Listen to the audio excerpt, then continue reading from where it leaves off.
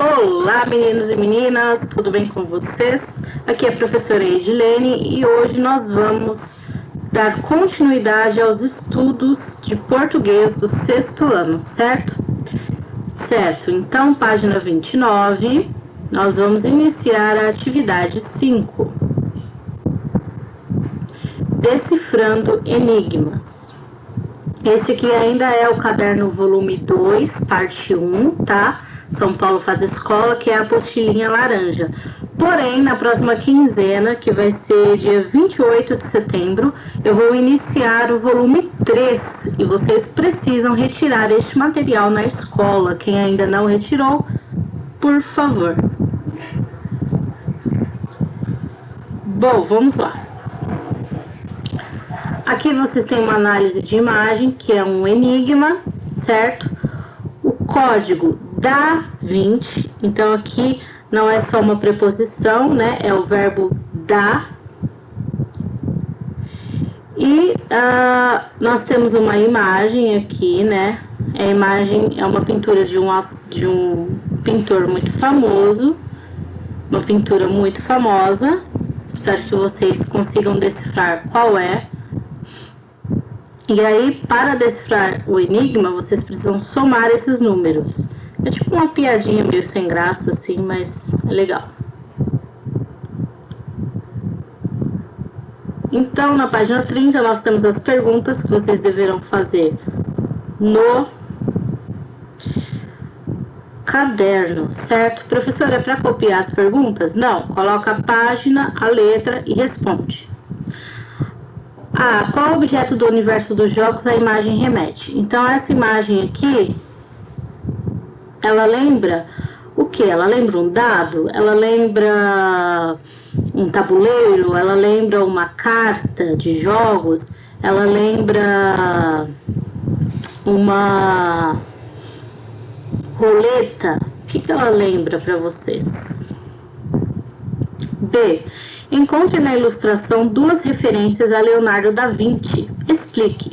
Então, Leonardo da Vinci é um pintor muito famoso, nós já estudamos ele na atividade anterior, certo? Esse Vinci aqui é italiano e se pronuncia Vinci, tá bom? Então, essas referências, quais são elas? O que elas têm a ver com Leonardo da Vinci? C. Qual a relação entre os números e a mensagem escrita na imagem? Então, como eu disse para vocês, para decifrar o enigma, vocês têm que somar esses números e o resultado da soma desses números tem uma relação com o que está escrito aqui, ó. Qual é essa relação? Basicamente, o que tem a ver? D. Qual a função do acento agudo na palavra dá? Qual a modificação que este sinal promove? Então, como eu disse para vocês, o D e o A, ele tem dois, né, juntos eles têm dois significados. O primeiro é a preposição. Então, por exemplo, Leonardo da Vinci, então aqui é uma preposição, é que nem, por exemplo, Edilene de Azevedo, sabe? É uma preposição nominal, uma preposição de nome, né? E aqui, com o acento, ele se torna outra palavra, ele ganha outro significado. Que significado é esse? E qual a função da palavra código na imagem? Por que código? Por que essa palavra código? O que ela tem a ver com a imagem? F. A palavra 20, no contexto da ilustração, pode ser associada a quê? Então, aqui, ó, 20, essa palavra, nessa imagem, ela tem dois significados. Quais são eles? O que ela quer dizer? A atividade 6 nós já realizamos, né? Vocês, quem não fez ainda, faça, porque foi uma produção de texto em que vocês deviam escrever uma biografia. Então, nós vamos descer um pouquinho, vamos para a atividade 7, para finalizar logo esse material, tá? Então, atividade 7, divulgar é preciso. Já dizia o genial Fernando Pessoa, um grande inventor da arte literária. Fernando Pessoa era um escritor, tá bom? Navegar é preciso, viver não é preciso. A que se referia o poeta? A ideia de necessidade, então navegar é preciso, porque eu preciso disso, porque é necessário para mim, ou a ideia de precisão, então navegar é preciso no sentido de você fazer algo certo, você chegar a algum lugar. A arte literária é assim, possibilita a construção figurada, conotativa da linguagem, como se observa no trecho do poema de Pessoa, a seguir. Então, linguagem figurada, linguagem conotativa, é quando eu uso a palavra, a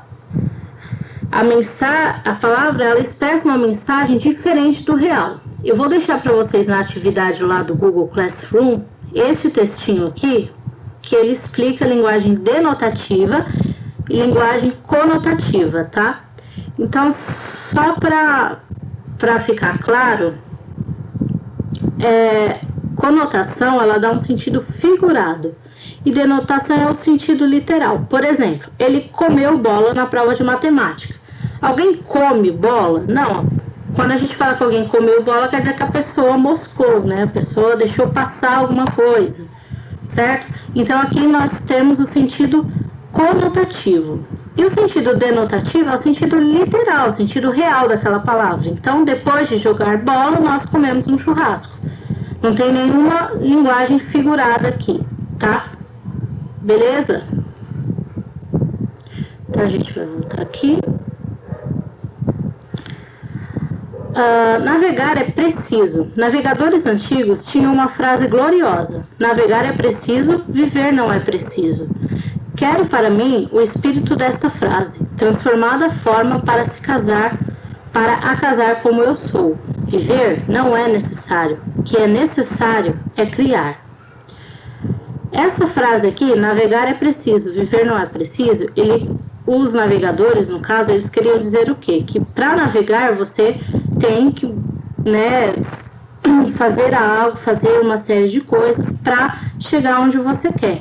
Já viver não tem um manual, né? As pessoas elas vão fazendo ali no improviso, né? Isso que ele quis dizer. Já o Fernando Pessoa transformou em outro, né? Viver não é necessário, o que é necessário é criar. Pense nas seguintes situações: divulgar é preciso, navegar é preciso, viver não é preciso.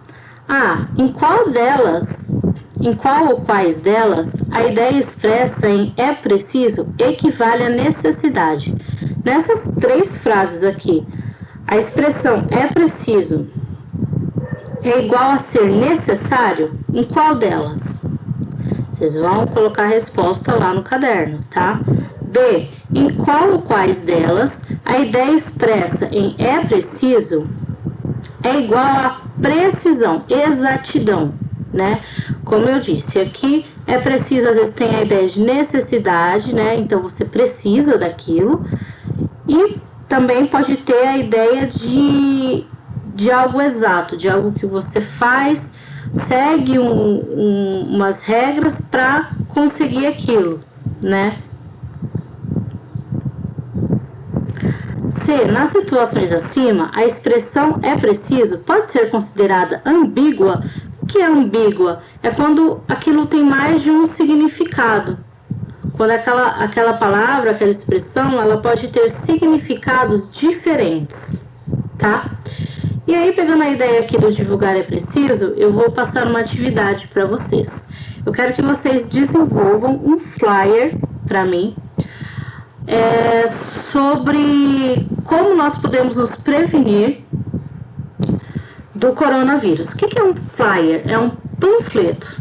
Então, você vai pegar uma folha de sulfite, vai criar ali um panfleto falando como que as pessoas devem fazer para evitar se contaminar com o coronavírus. Professor, o que tem a ver com conotação e denotação isso? Vocês podem usar sentidos figurados no panfleto de vocês. Professor, o que é um panfleto? Bom, vocês com certeza já viram aqueles panfletos de pizzaria, né, de supermercado. E eu vou deixar aqui um link para vocês com alguns panfletos para vocês poderem se inspirar, tudo bem? Então, vocês podem desenhar, podem retirar imagens da internet, mas criem em uma folha de sulfite um panfleto divulgando como as pessoas podem se prevenir do coronavírus. Isso é fácil de pensar numa lista de coisas que você deve fazer, porque isso está sendo amplamente divulgado nas mídias, né, internet, principalmente televisão.